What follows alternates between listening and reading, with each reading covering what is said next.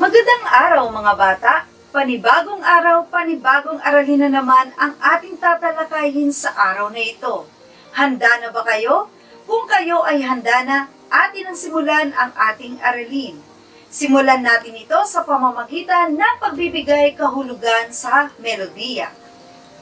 Ang melodiya ay isa sa mga pangunahing elemento ng musika na madali nating nakikilala o naaalala. Ito ay nabubuo sa pamamagitan ng isang scale.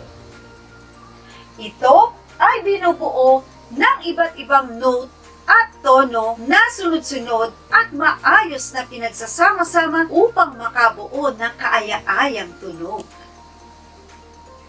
Pinakasimple at pinakamadaling batayan sa paglikha ng melodiya ay ang C major scale, dahil hindi ito ginagamitan ng sharp at ng flat.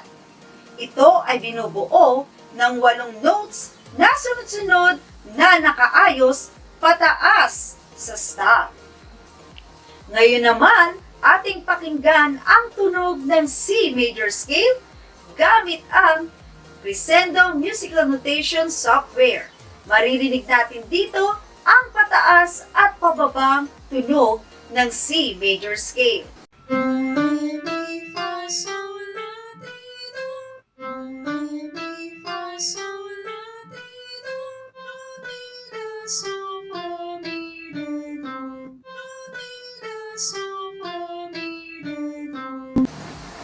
Meron akong ibabahaging technique sa inyo upang mas matandaan ninyo ang bawat pwesto ng mga sofa syllables sa C major scale.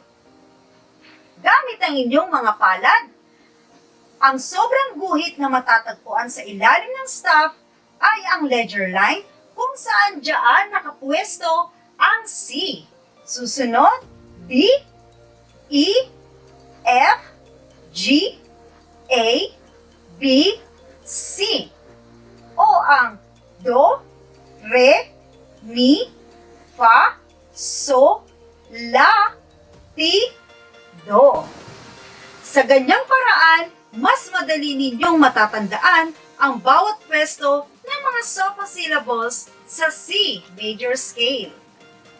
Ngayon naman, ating pakinggan ang C major scale gamit ang isang piano. Ngayon naman, tututugin ko ang C major scale.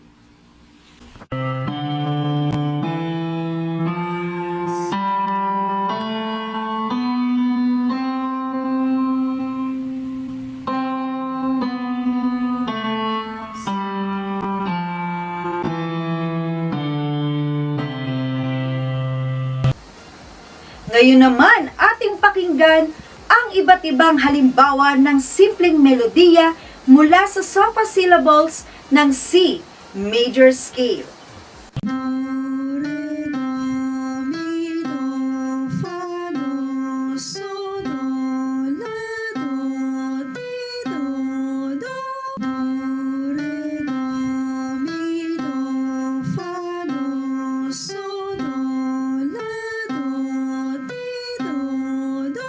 Ngayon naman, tutugtog ako ng mga melody sa C major.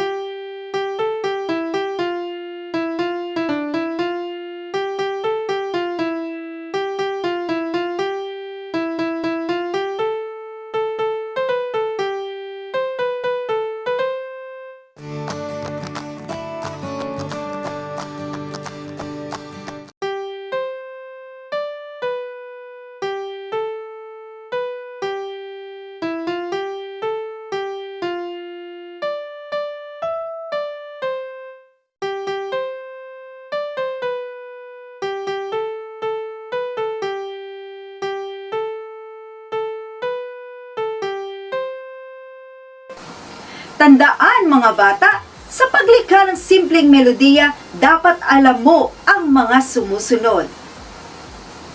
Una, dapat alam na alam mo ang halaga o value ng bawat nota. Pangalawa, dapat alam ninyo ang iba't ibang time signature o palakumpasan katulad ng 2-4, 3-4 at 4-4 dahil dapat sakto ang bilang ng kumpas sa bawat measure o sukat sa itinakdang time signature. At ang huli, dapat alam ninyo at kabisado ninyo ang iba't ibang pwesto ng sopa syllables ng C major scale o anumang scale na inyong gagamitin. Ngayon na nalaman nyo na kung ano ang melodiya at ang mga sopa syllables sa C major scale, oras na po na kayo naman ang gumawa ng inyong mga simpleng melodiya.